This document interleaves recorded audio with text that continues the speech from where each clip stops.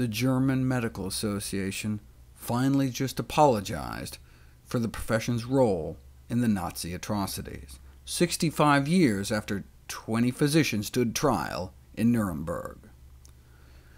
During the trial, the Nazi doctors argued that their experiments were not unlike previous studies by researchers in the United States, like Dr. Strong's injection of prisoners with the plague. Nazi doctors were hung. Dr. Strong went on to chair a department at Harvard. And we were just getting started. The few examples the Nazis cited were nothing compared to what the American medical establishment started doing after Nuremberg. After all, prisoners are much cheaper than chimpanzees. Much attention has focused on our Cold War radiation experiments, which remained classified for decades. Declassification, the American Energy Commission warned, would have a very poor effect on the public, because they described experiments performed on human subjects, including the actual injection of plutonium into the body. Subjects like Mr. Cade, a 53-year-old colored male who got into a car accident and ended up in the hospital. Great, let's inject him with plutonium! Who else is powerless besides patients? How about kids? At the Fernald School for the Mentally Retarded in Waltham, Massachusetts, who were fed radioactive isotopes in their breakfast cereal. Tricks are for kids. Despite the Pentagon's insistence that these were the only feasible means of developing ways to protect people from radiation, researchers have since come up with a few ways that don't violate the Nuremberg Code, which states the only time doctors are allowed to do experiments that may kill or disable people if they themselves are willing to sign up to be experimental subjects as well.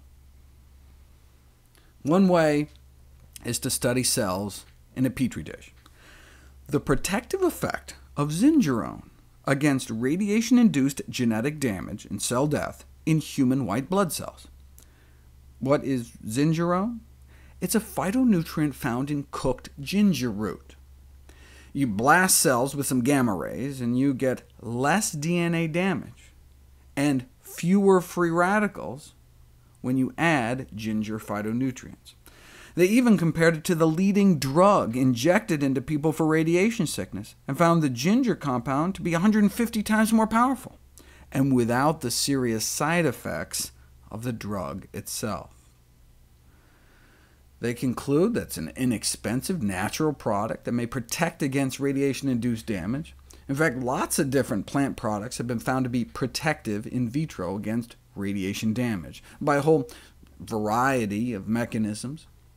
After all, plants have been utilized since time immemorial for curing diseases, so they started screening plants and also found radiation protective benefits from other plants one can find at grocery stores. Garlic, turmeric, goji berries, mint leaves. But this is all just on plants and cells in a test tube. Right? None had actually been tested on actual people until now. How are you going to find people exposed to radiation you can test stuff on? Well, aside from pilots, another group that suffers inordinate radiation exposure is the hospital workers that run the X-ray machines, who have been found to suffer chromosomal damage as a result compared to other hospital staff, and higher levels of oxidative stress within their bodies. Although X-rays can damage DNA directly, much of the damage is caused by the free radicals generated by the radiation. So they asked radiation staff to drink 2 cups a day of lemon balm tea for a month, an herbal tea known to have high levels of antioxidants, as I showed in one of my favorite videos, Antioxidants in a Pinch. So what happened? The level of antioxidant enzymes in their bloodstream went up, and the level of free radical damage went down. leading to the conclusion that oral administration of lemon balm tea may be helpful for the protection of the radiology staff against radiation-induced oxidative stress, an improved antioxidant defense system, especially enzymatic defense, due to its antioxidant properties. And if that's the reason, then practically any plant should fit the bill. So know that as you're sucking on some crystallized ginger to prevent travel sickness on some airplane, little did you know that you may be protecting yourself from the cosmic radiation at that altitude as well.